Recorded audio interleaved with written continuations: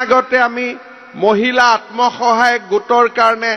আমি ফৰ্ম পঠাইছিলো যত নেকি আপোনালোকে 10,000 টকা পায় কম যে 17 তাৰিখে সব ফৰ্ম ফিল আপ হ'ব মানে এদিনতে ফিল আপ এতিয়ালৈকে 27 লাখ পৰিয়ালে অৰুণোদয় পাই আছে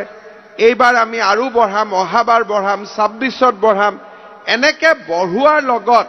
যদি ৰেশন কাৰ্ডৰ নম্বৰখনো আমি টেগ কৰি দিব পাৰো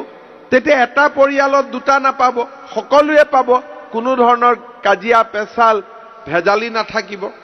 কেইদিনমান আগতে আমি মহিলা আত্মসহায়ক গোটৰ কাৰণে আমি ফৰ্ম পঠাইছিলো যত নেকি আপোনালোকে 10,000 টকা পাব কোনে কোনে ফৰ্ম ললে বা সব ফাষ্ট সবে লৈ ললে ফৰ্ম এটা ফৰ্মখন পঢ়িছে না নাই কি লিখা আছে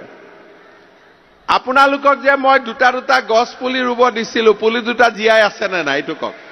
কাৰ কাৰ আছে হাত ডাঙক বা ঠিক আছে কিন্তু ৰেশন কাৰ্ড পাব লাগিলে তো তিনটাতকৈ বেছি বাচ্চা হ'ব নোৱাৰে 10,000 টো পাবৰ কাৰণে কাৰ কাৰ তিনটাতকৈ কম আছে হাত ডাঙক তিনটা বা তিনটাতকৈ কম ঠিক আছে কিন্তু এইটো এটা মনত ৰাখিব লাগিব যে এসটি এসসি হলে বা চাহ বাগান হলে চাৰিটা হলেও চলিব কিন্তু আমাৰ জেনাৰেল মানুহ হলে বাচ্চা তিনটাতকৈ ওপৰত হলে নচলিব ঠিক আছে এটো ঠিক কৰিছো নে নাই এতিয়া সেই কাৰণে এই আঁচনিটো হল কি যে এইবাৰ আমি 10,000 টকা দিম 10,000 টকা দিলে আপোনালোকে মৌমাখি কৰিব কোনোবাই কণী কৰিব কোনোবা লেয়াৰ কৰিব যি ব্যৱসায় কৰে জুনে 10,000 টকাটো ভাল কৰি খৰচ কৰিব তেওঁলোকক অহাবাৰ আমি কি কৰিম বেংকৰ পৰা 12,500 টকা আনি দিম আৰু আমি 12,500 টকা দিম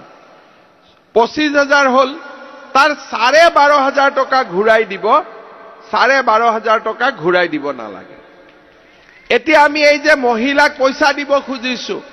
তাতো আমি দালালি বন্ধ কৰি দিব খুজিছো আগতে ফৰ্মখন দিওতেও 200 টকা দিব লাগে মানুহক সেইকাৰণে এতিয়া কৈছো ফৰ্মখন এদিনতে লৈ যাওক ফিল আপ কৰা দিনো এদিনেই দি দিম কোনবা এদিন মই কম যে 17 তাৰিখে সব ফৰ্ম ফিল আপ হ'ব মানে এদিনতে ফিল আপ হ'ব তাৰ পিছত ভাবি থাকোতে বেংকত টুপলুং কৰি 10,000 টকা আপোনালোকৰ একাউণ্টত সোমাই যাব কোনো গমেই নাপাব তাৰমানে দালাল বস্তুটো আমি নোহোৱা কৰি দিব খুজিছো এই ধৰণে আমি অসমত কাম কৰি